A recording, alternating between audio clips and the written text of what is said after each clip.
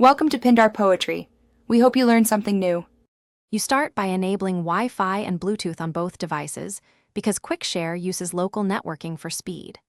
Once done, open QuickShare on your Android and set visibility so your PC can see it. Make sure your PC's receiving mode or nearby sharing is enabled and choose a folder to save incoming files, which prevents confusion later.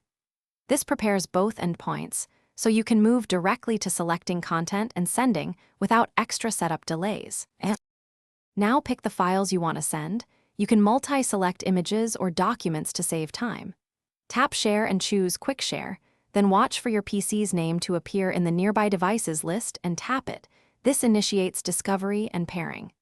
On the PC, accept the incoming transfer and confirm a save location if asked. A progress bar will show transfer speed and ETA. Remember that larger files take longer, so be patient while the transfer completes successfully. After the transfer completes, open a few files to verify integrity and then move them into your preferred folders for organization. Once finished, disable device visibility on your phone to prevent unwanted connections.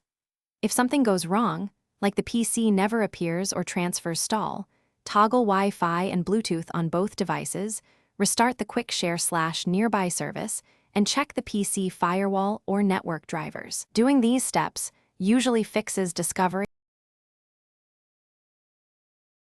Thanks for watching. Consider subscribing if we helped you.